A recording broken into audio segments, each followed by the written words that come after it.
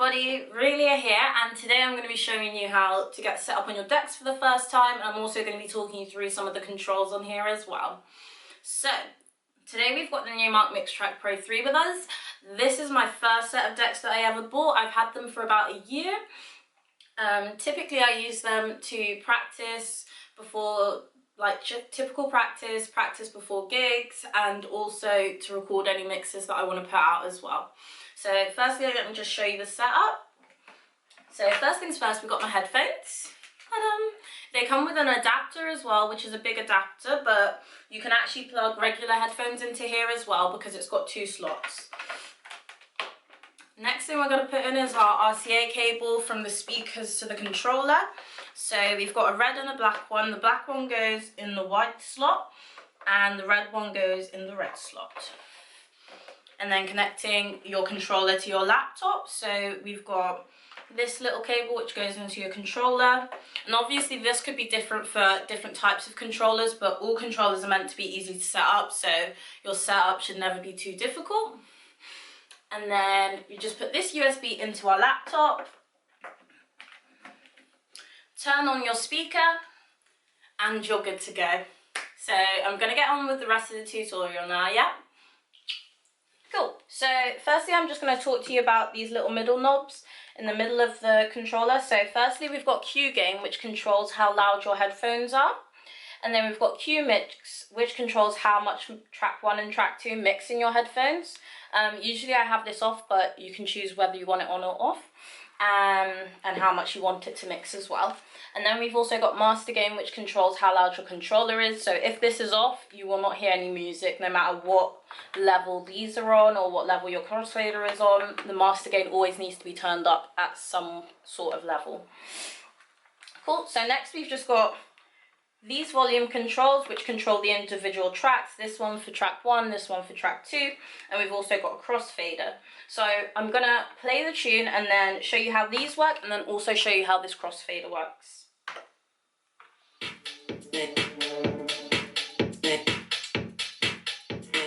So those are the regular controls for the volume, and then using the crossfader, so say I have this normal controller up at its highest. If I move the crossfader down to track 2, you won't hear it anyway because the crossfader also controls the volume of both tracks. Having it in the middle will keep both of them the same. Having it towards one side will play one track more than the other.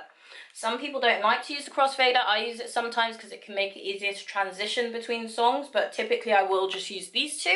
So I'll literally just show you what I was talking about now.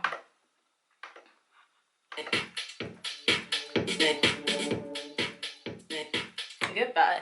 See? So once I put it on 2, the song's not playing because all of the volume power is on track 2 right now. And then we've also got these buttons here. So we've got the headphone buttons, and if you press these and they're lit up, that means you'll also hear the music through your headphones. And then next we're going to just go through filter, bass, mid and treble. So these kind of control how your music sounds. So the filters can be really good for transitioning tracks, for adding more tension. So the high one will, if you turn it towards the high, that will get rid of the bass and then slowly get rid of the mids, and then soon you'll be left with just the highs. And then the opposite is true for the low. So firstly, I'm going to just show you what the high pass filter does. What's the beat? Whose house tonight? I can be YOB, but it's mine tonight. What's the move? What's the vibe tonight? Cause I'm trying to look So if you see there, we firstly lost the bass, and then slowly the mid started going, and then after that you just got left with the hats. If you turned it completely to the high, then you'd be left with 0 sound. Or just the sounds of the highs, which is very, very quiet, so you can't even hear them. So next for the low pass filter.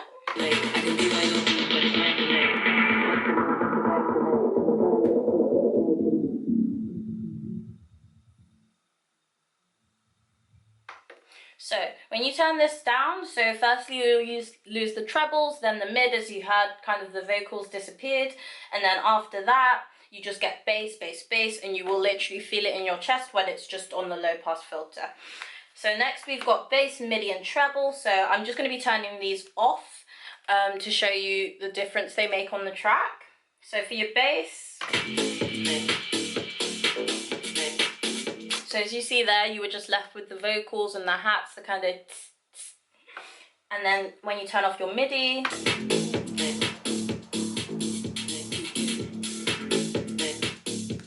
so it's a bit more of a subtle difference, but if you listen closely, you'll see that all you can really hear is your bass and then your trebles, the tss noises.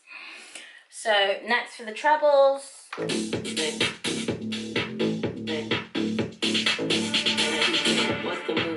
And as you see, you kind of lose those tss noises. So that's how you work the treble, the mid, the bass, and your filters.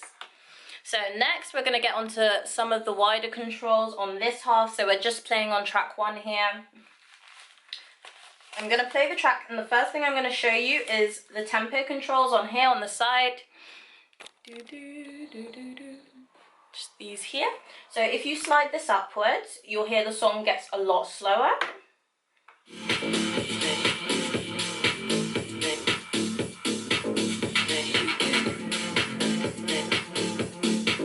So you can use that to change the tempo of the song, and to make it faster you just push it down, but obviously this can vary between different controllers, CDJs and any other equipment.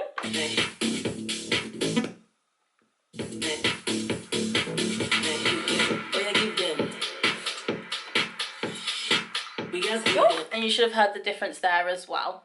So next I'm going to just show you cue points. So on this track I've actually got 2 cue points. So the first one is to start with the introduction, and you get all the bass with that. So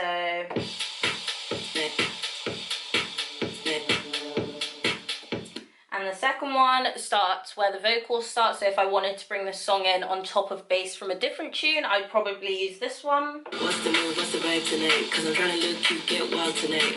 What's the beat, who's... So these are hot cues, and on some controllers and CDJs you'll have 1 to 4, some of them you'll have 1 to 8. There is also the standard cue button here on top of the play/pause button, but I don't use that. I just use hot cues in all of my sets and when I'm practicing.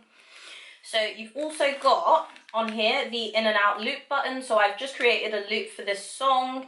Typically you'll go by tapping, so 1, 2, 3, 4, 1, 2, 3, 4, but I'll try and show you that again.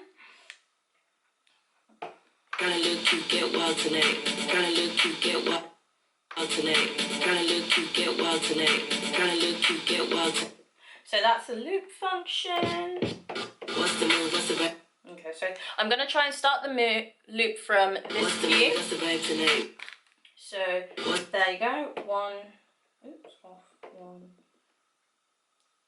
What's the move, what's the vibe tonight? Cause I'm, what's the move, what's the vibe tonight? Cause I'm, what's the move, what's the vibe tonight? Cause I'm trying to look cute, get wild tonight. What's the beat, whose house tonight? I can, what's the beat, whose house tonight? I can, what?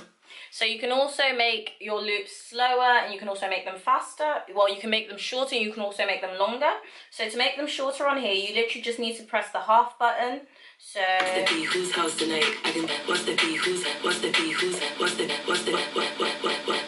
what? And then you can also make them longer. So this will reverse what I've just done. What's the beat, whose, what's the beat, whose, what's the beat, whose house tonight? I can. So that is done by, so to make your tunes longer, you need to press shift and then the same button used to make them shorter, to make that loop shorter. So on here as well, you can also use auto loop. So to do that, you just go on pad mode and then you press auto loop. I haven't actually used this before, so we shall see. What's the beat, whose house tonight? I can, what's the beat, what's the beat, what's the beat, what's the beat, what's the beat, what's the... So that's auto loop. It does a loop for you by yourself. You don't have to put the out point. It just does it by timing. So 4 beats, 2 beats, and you can change that using what I've just shown you. And then you can also, something that I found out, you can go on pad mode again and then press sampler, and then with that you get noises such like this.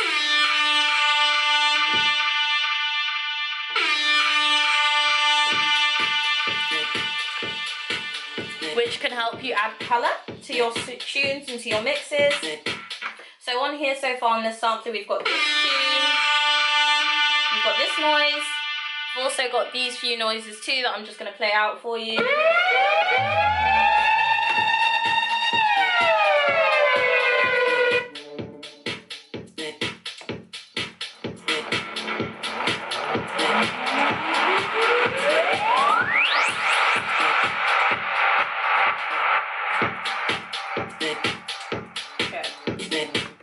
And then to get off that mode, you can just press pad mode and then push back onto manual loop, which is what I typically use, although now I may start using the auto loop.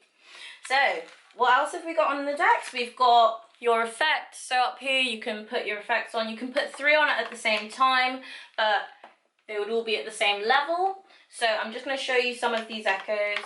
So the first effect I've got on here is echo, so I'm just going to show you what that sounds like fully on and then gradually turn it down.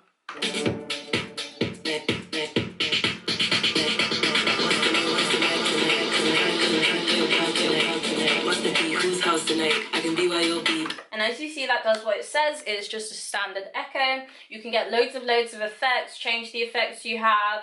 You can do this on Serato on here. You can also do it on your decks. So the other effect I have loaded is reverb, and I'll just show you that.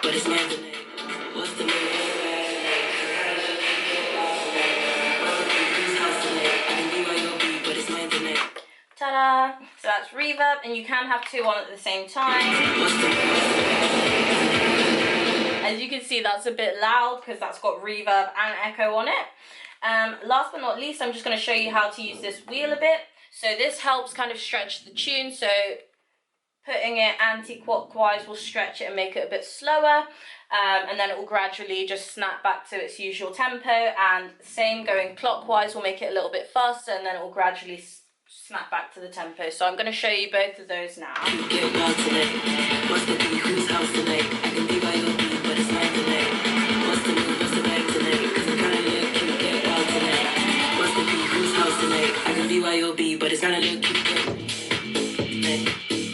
Okay, so that is basically how you use this wheel. That can be really useful for beat matching when your song is ever so slightly out of track. Say it's too fast, you might be able to push this back slightly, and hopefully that will help it go back into beat. And then also you've got this top bit. So this is kind of searching through the tune. So this can be really useful in finding cue points and making sure that your cue points are at the right place. So I'm going to go back to my first cue point and just show you how I would have found that using this wheel button.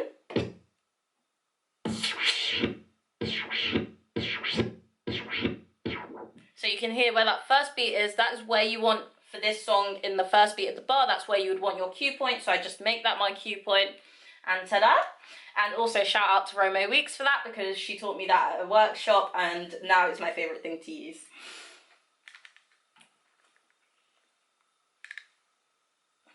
Okay, so you also have pitch bends on here,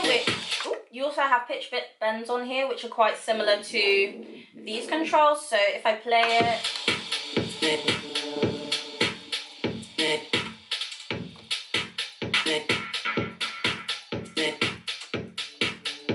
cool. So if you notice that it got a bit slower and then it gradually sped up again. So I'm going to do that with fast, so it will get faster and then gradually slow down back to normal tempo.